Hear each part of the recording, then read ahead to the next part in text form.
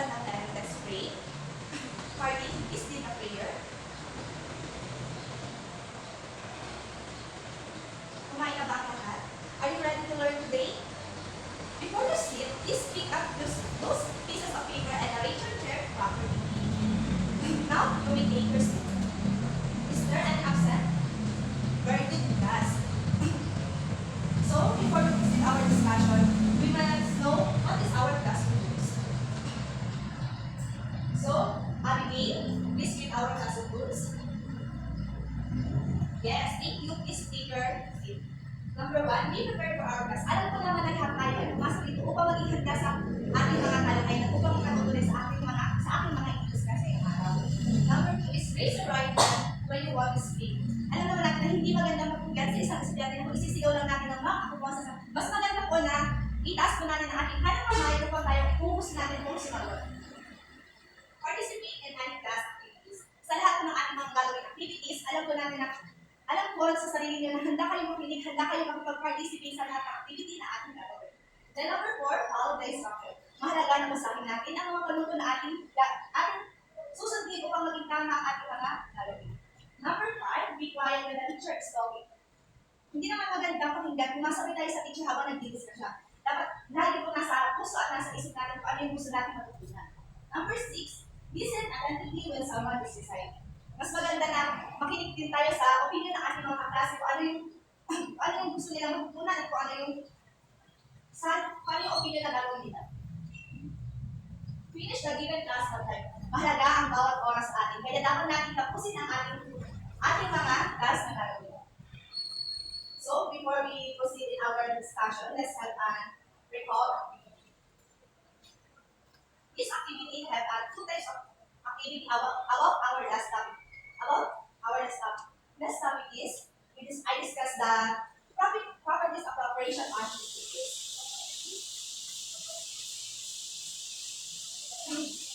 So, can you get one crosswise? So, to answer this activity, these two types of activity is identification and true or false.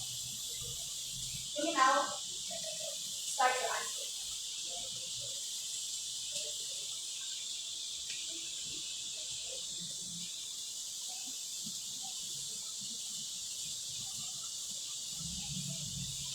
Tapos na ba ang lahat?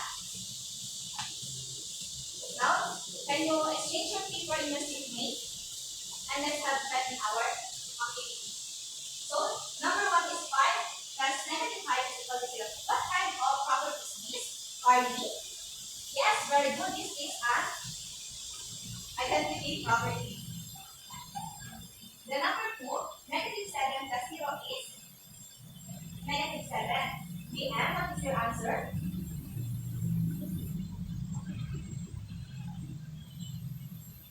Yes?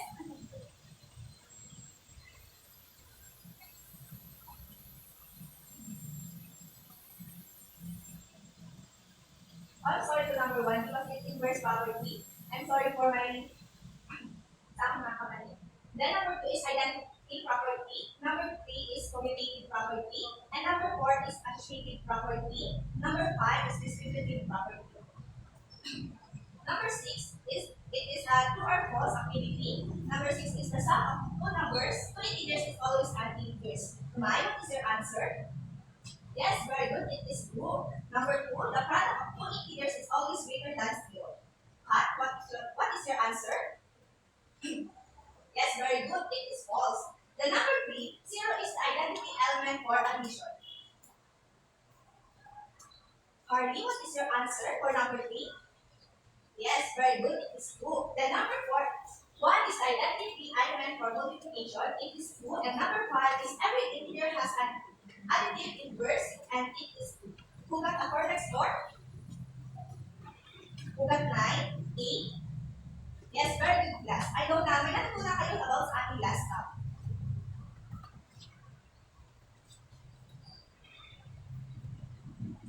So let's have for our topic, let's have a free test to know more about our topic for today. For this direction, for each of the following questions, locate and mark the given rational number on the number line provided by the approximate position or coordinate of the number. can get 1/2 crosswise for this and answer it in your paper. You may start now.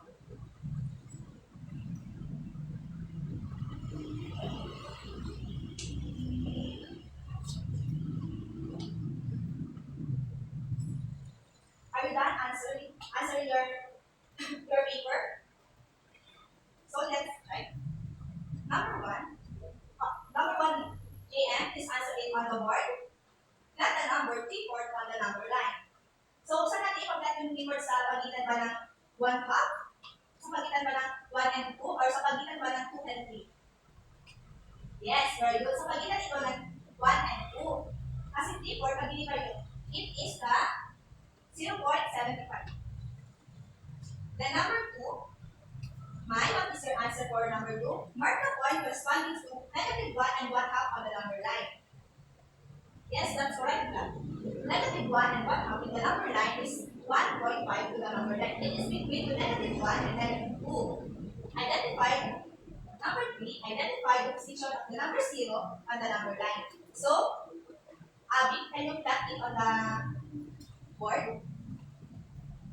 Yes, very good. Number 0 is the middle of the two positive numbers. Is the middle of positive numbers and negative numbers. Please, number 4, place the number -2/3 on the number line. Young Hardy, can you place it on the board? Yes, very good. -2/3 is the, if divided the -2, it is -0.67. Correct that, Hardy. Number 5, mark the number 2 and 1/4 on the number line. So, Lisa, can you plot it on the board? Yes, that's correct. It is between the -2 and -3, so your plot is correct. Who got the perfect score? Who got 4? Who got 3? Excellent, guys. To know the more knowledge, let's have a motivation activity. I will divide it into 2 groups. So you have you need to participate in your group mates to know the para mas alaman nyo kung ano talaga ang rational number. So this activity called arrangement. So, directions: work with your group and follow your teacher's instruction. You will receive cards with rational numbers.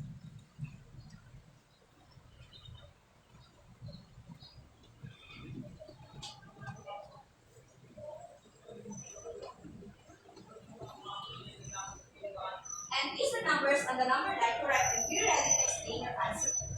Number 4, after placement, arrange the numbers from smallest to largest. In the one is wrong, guess the missing numbers on the number. So, may quiz pala ang activity natin ngayon. The material needed, black number line, worksheets. So, yung hindi mo na i-draw sa board yung kailangan kasi nagbigay na ako ng worksheet na may number line. So, i-place na lang yung number doon. Then, number 2, cards with rational numbers. Meron siyang ilalang, yung equal na number na ibigay ko sa inyo is meron siyang rational number, fractional number, decimal, and whole number. Then, the activity steps to know kung ano ba yung mas gagawin nyo. Number-wise preparation, prepare a set of cards with rational numbers. So, binigay ko na sa inyo. So, ang gagawin nyo na lang, titignan nyo na lang yung nilalaman ng activity ko para kung paano nyo i-alis yung number sa rational number. Then each group presents an equal. So wala lang labis, wala rin kulang.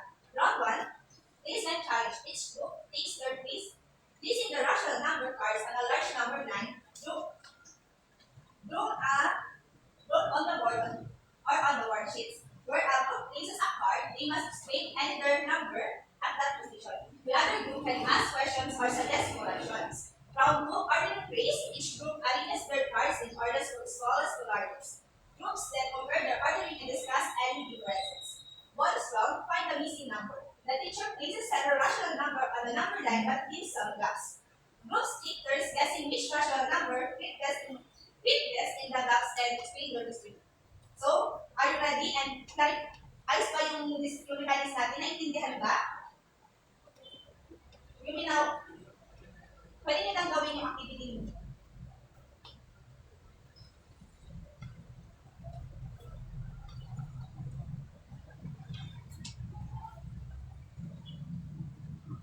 Time's up.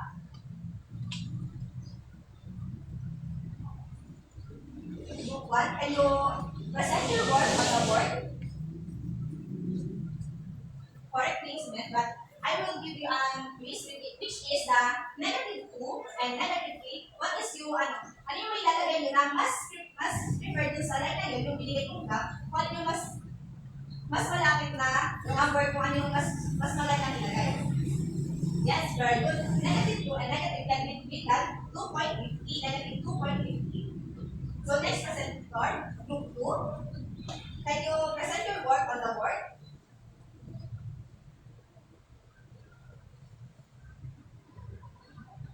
Yes, very good presenter. But I will replace the negative 1 and 0. So you can, what is the yung malapit dun sa 0 and negative 1 na i-replace nyo para hindi siya may gap. So, paano nyo ilalagay yung pinaka-suitable number para doon? Yes, very good. Negative 0 and negative 1, when you get it is 0.50 or negative 0.50. For our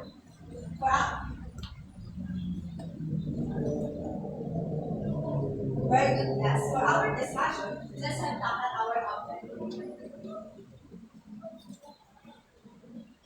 At the end of the lessons, the student should be able to define rational numbers, illustrate rational numbers on the number line, arrange rational numbers on the number line, collaborate with peers during group activities, and solve real-life situations, real-life problems involving rational numbers.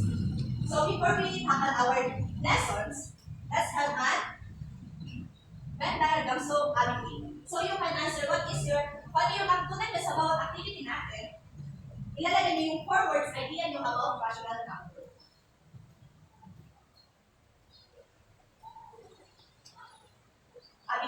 What is your 4 words idea about rational number?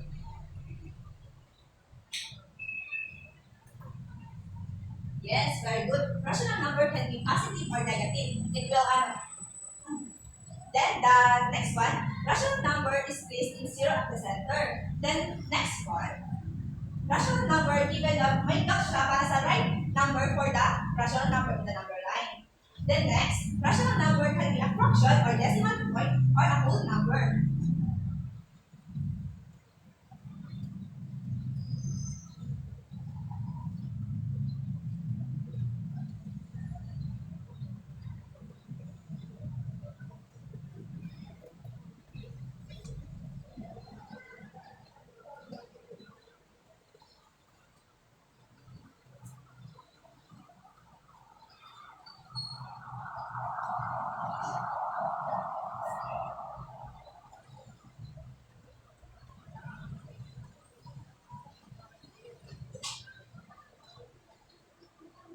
So about our topic, the rational number. Can you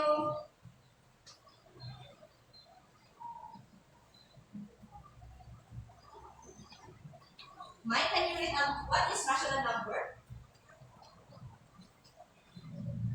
Yes, that's correct. The word rational number is derived from the word ratio, which means quotient. So dito inaano natin na ang rational number is quotient. So, pwede natin i-divide like 2/3, i-divide natin yung 2 sa 3. Ang kalalabasan niya is 0.25.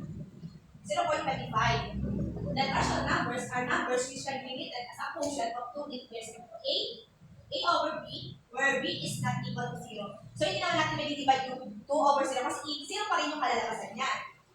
Let's have an example.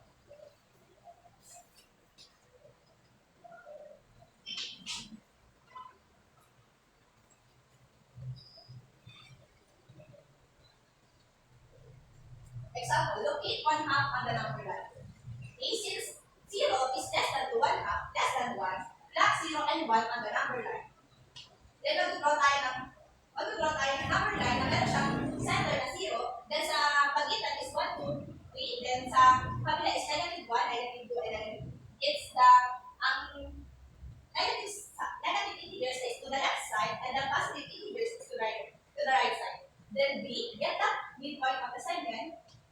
From 0 to 1, the midpoint now corresponds to 1/2. Then, that to yung 1/2 sa pagitan ng 0 at 1. To get the 1/2. Another example,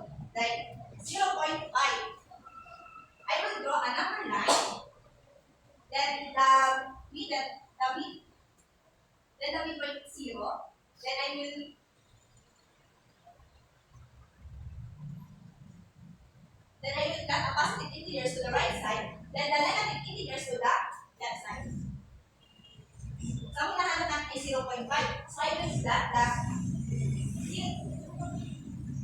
so I got the between 0 and 1 to get that 0.5. So Abigail, can you give some example about rational number? Yes, very good. Rational number is can be at 0.75. Mike, can you get some example again to have a rational number?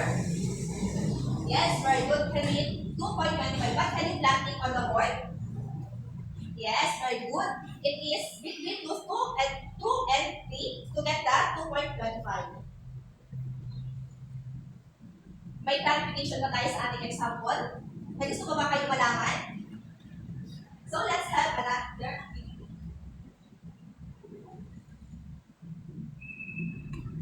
Let's do this. Direction. Find the location of rational number in the number line. Can you write it on your notebook and plot it on your notebook right?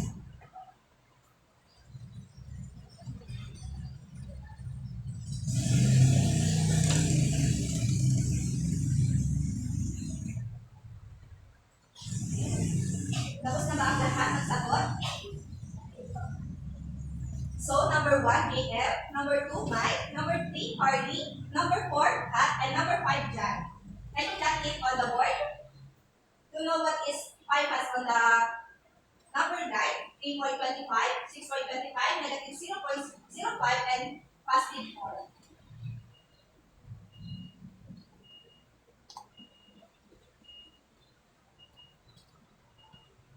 Yes, that's correct. Negative 5 halves is in the bracket. It is between 2, negative positive 2 and positive 3. Then 3.25, it is that 2 between the positive 3 and positive 4. Then number 3, 6.25, it can be plotted between 6 and 7. Then 4, negative 0.05, it can be plotted to 0 and negative 1. But it is the result of 0 kasi negative 0.05. So mas malapit ng kaunti sa 0 talaga yun. So number 5 is 4. It is the whole number, so it can be plotted to 4 kasi ito yung pinaka-mas madali sa lahat.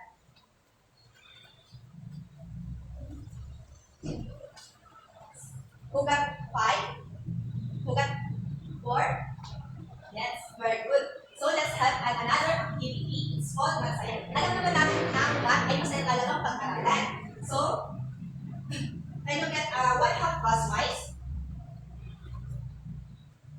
The direction is read the problem carefully. Draw a number line that shows both negative and positive numbers. Mark the starting point on the number line. Move right if the number is positive, or left if the number is negative. Mark where you end up and write your final answer. Double check if answer makes sense with the problem. So alam niyo naman na pwede rin natin isa buhay ang rational number. Like, gusto niyo ba bang bigyan kayo ng example para mas malaman niyo pa? So, ang example natin is, binigyan kayo ng 100 pesos ng nanay nyo para bumili ng gulay sa palengke ng 50 pesos. 50 pesos ang halaga. So, yung parang negative 50 pesos. So, parang yung 100 is minus mo sa 50 to get the final answer. So, 100 minus 50 is 50. Kasi, mas mataas yung 100 kasi ito sa 50. So, you can get the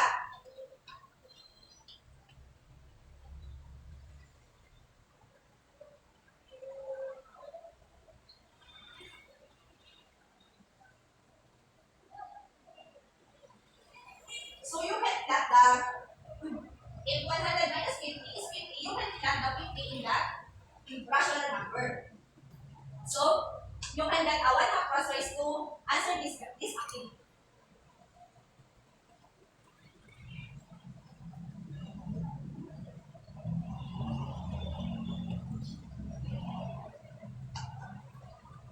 Tapos na ba sa situation 1? Kasi may another pa tayong situation.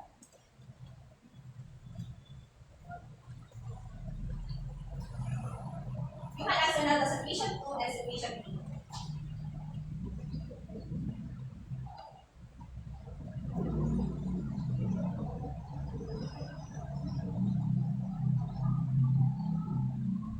Are you done in situation 2 and situation 3? Let's see if the situation 4 and situation 5.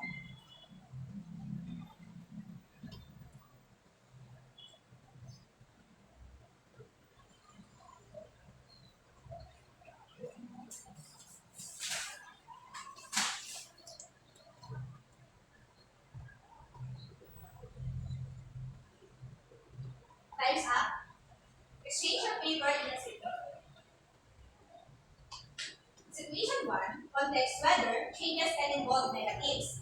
So, draw a number line from 0.5 degrees Celsius to positive 10 degrees Celsius. Mark down temperatures is negative 2 degrees Celsius. Show the increase of 7 degrees Celsius, move right. So, maglalagay tayo na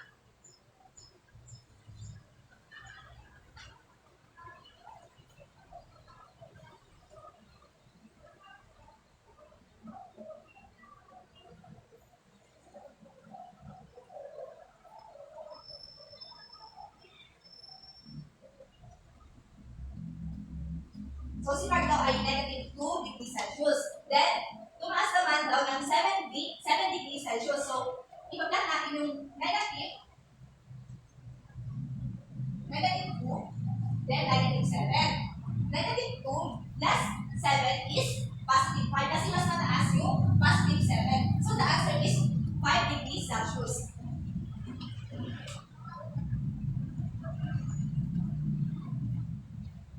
Situation 2. Context denominator. Bank accounts when gold negative. Mark starting balance is negative 250 pesos.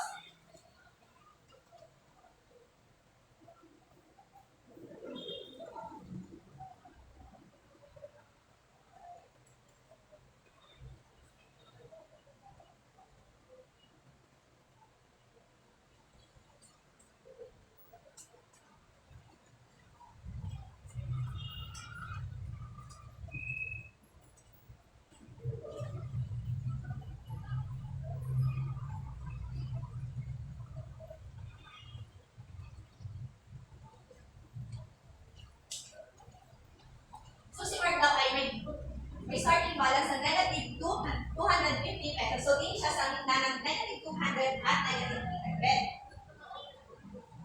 Then, nag-deposit naman siya ng 400 pesos. So, negative 200 plus 400 is positive 200 kasi mas mataas pa rin yung positive 400 kasi sa negative 200. So, ang balance na lang, so magiging balance ni Mark ay 200 pesos. It is positive. Situation 3. Floors below ground are negative. Starting at floor is negative 2.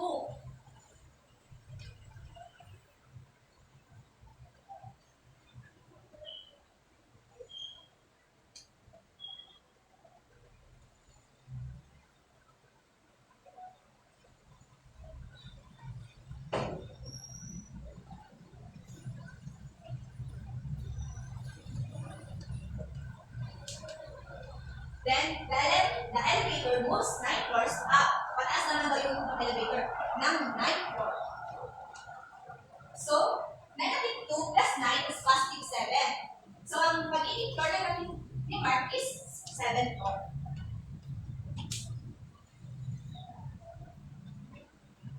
Then, the situation 4, gains and losses are positive and negative. Start at 0.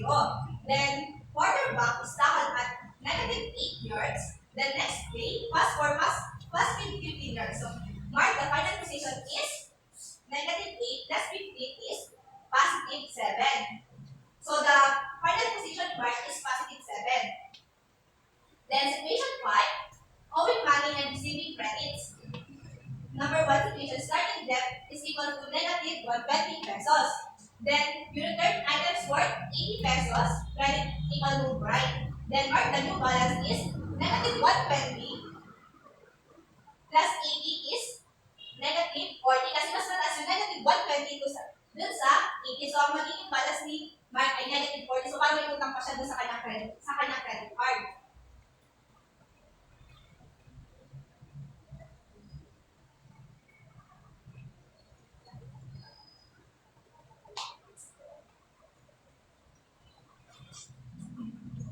So, who got 5 in our activity? Who got 4? Who got 3? Yes, very good. So, let's have another activity. It's called race to the line. So, I will divide you into 2. This is the red team and this is the blue team. I will give you the materials needed.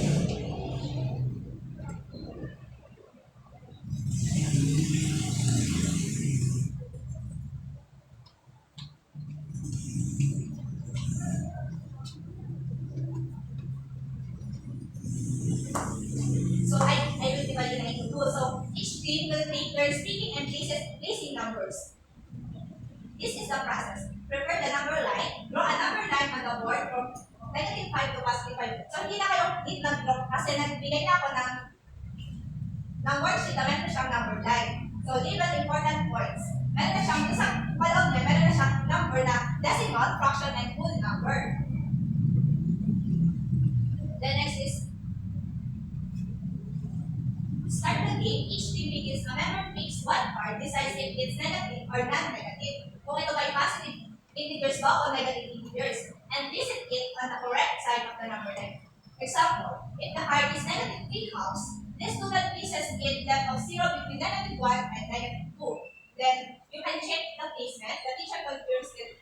I will check the placement. So if it's correct, then the team 1 earns in 1 point. Then if it's incorrect, opposite team is still incorrect for 0.5 points. Hindi pa rin kayo alam kasi meron pa rin kayong 0.5 points. Alternate terms. Teams take turns until all cards are placed, with the condition that team with the highest points at the end wins. So, ayos na ba yung mechanics natin? Naintindihan ba? You can start. Let's the race begins.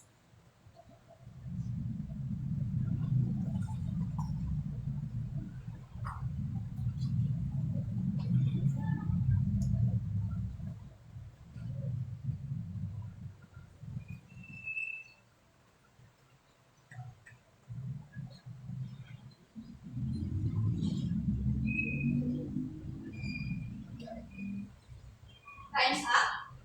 Team Red, can you state your answer on the board?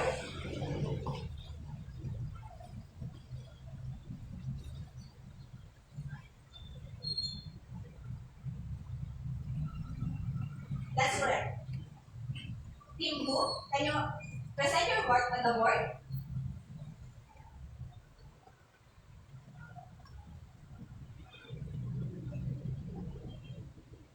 Okay, thank you for your presentation. And the winner is Team Red. So let's have a round of applause to Team Red.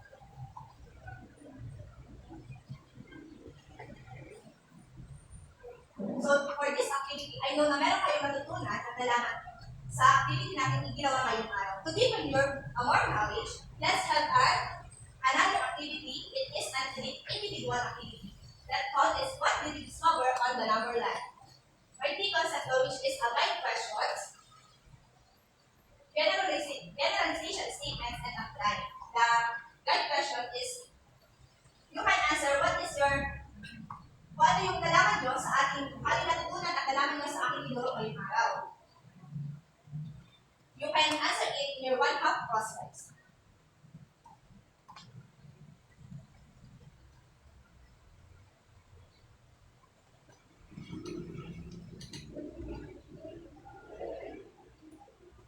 Are you done in guide questions? Let's have generalization statements and apply.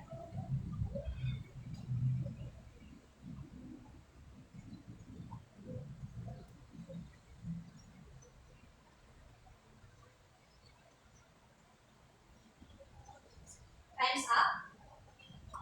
Please exchange your paper with your seatmate.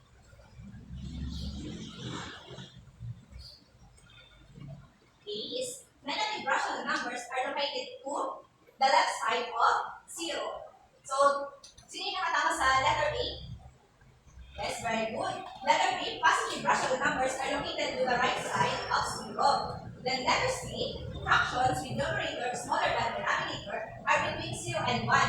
Then fractions with numerator larger than denominator are greater than 1. Then letter B, decimals are just another way of writing fractions, so they are placed in the same position. Then letter E, rational numbers can be placed on the number line by counting even parts between whole numbers.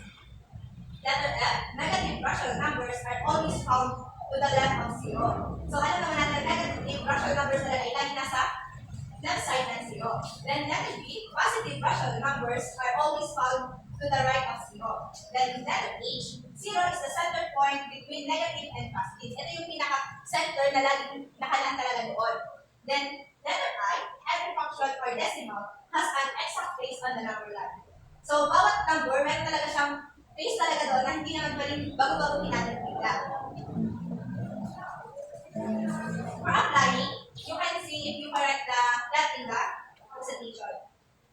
Then the explanation sentence, yung sinabi ko, meron na nakalagay na to sa apply na mag-create kayo ng 2 sentence about sa rational number. If nakita naman yung thoughts ninyo, check nila kasi tama din naman yun.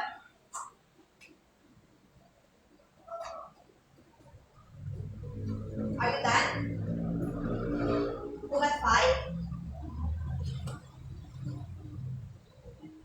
Hugat 15, 14, 13. Yes, very good class. So let's have this. To know na kung may natutunan ba kayo sa lahat ng activity na ginawa natin. Can you get 1/2 crosswise?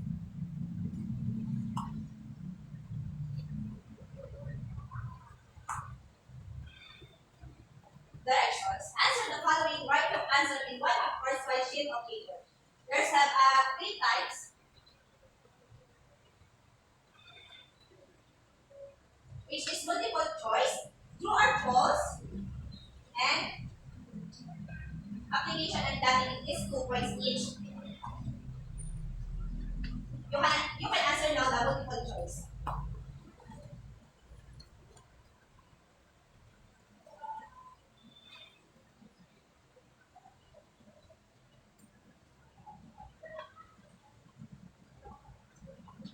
Are you done in multiple choice?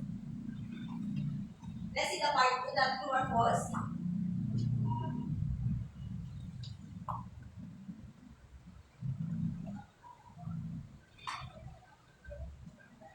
Are you done in part 2?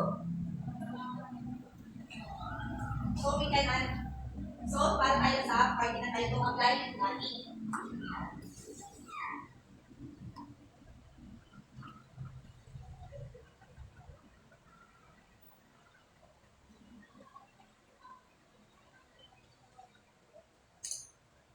Are you done? Let's check. Exchange your paper with your seatmate. So here is the answer key. Number 1 is A, number 2 is B, number 3 is B, number 4 is B, number 5 is C. Then dun sa part 2 na true or false, number 6 is 2, number 7 is 2, then number 8 is false, number 9 is false, number 10 is 2, number 11 is correct. Ito yung application natin. Ito yung natin sa script kung ikawalit natin yung lahat ng numbers sa number line. Kung tama yung nilagay na correct, that is negative 3 halves, negative 1.5, negative 1, negative 1 halves, negative 0.5, 0, then 1 halves, and 0.5. The number 12 is greatest to lowest. 2/3, 0, negative 1/3, and negative 6. The number 13, example na, falling in between sa negative 2 and negative 1, ano is negative 3 halves, negative 1.5, negative 0.4, and negative 1.25. Pero kung malaki naman yung nilagay yung answer niyan, correct na rin yun. The number 14, yung 0.444 is terminating numbers. Ito yung kung ilalagay natin sa fraction, it is 4/9. So, not about 0.44 is getting less than 1/2. Ito yung pala sa pagitan ng 0 and 1. Then, number 15, tinatanong daw kung tama pa si Brad na mas malapit yung 3/4 sa negative 4/5. So, mali si Brad doon sa sinabi niya sa that is incorrect. Negative 4/5 is equals to negative 0.8. Pag i-divide natin yung 0.4 sa 5, it is 2 equals to negative 0.8. Then, it is the left side of 3/4, which is ang 3/4 pag i-divide is negative 0.75. So, who got the high score? 14, 13. Very good class.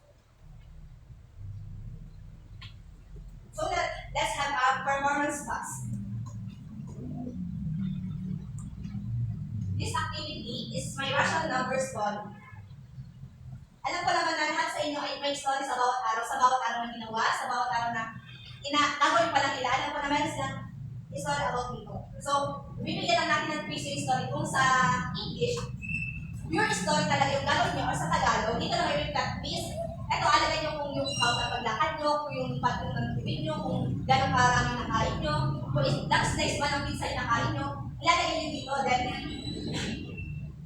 you have right to a short basic activity, 5 to 7 sentences, where the rational numbers appear. Then underline the rational numbers in the story.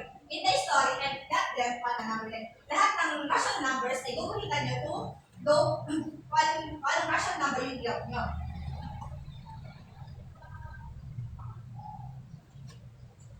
Then we have rubrics, which is creativity and storytelling, use of rational numbers, accuracy of representation, number line illustration, presentation and effort, 9 equivalent or 20 points. You can start now in 1/2 crosswise.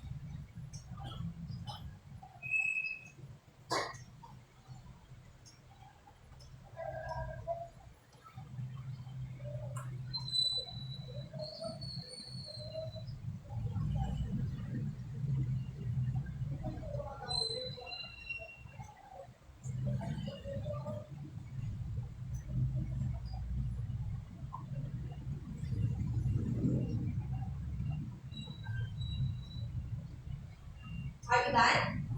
Pass it forward so I can check it in. So I can check it and bukas ko ibabalik sa inyo kung ano talaga yung ginawa nyo at kung ano yung destroy nyo sa activity na ito. So we'll have an assignment. Can you write it in your notebook? So you will answer it in your book. Directions. Each real-life situation carefully, represent the given numbers and operation step by step on a number line. Show your solutions clearly by writing the changes or movements on the number line, and make sure to circle or highlight the final answer for each problem. You can write situation 1 in your notebook.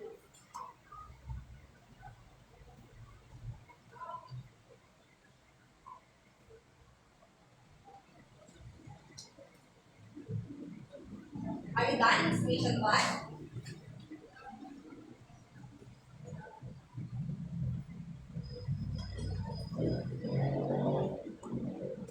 You can write situation 2 and situation 3.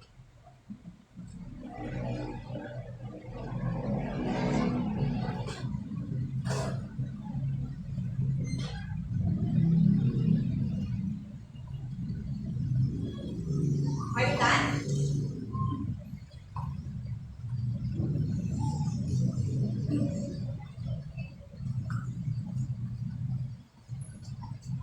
Kanina natin pitin ang inyong mga gamit at ilagay na ito sa inyong mga bag.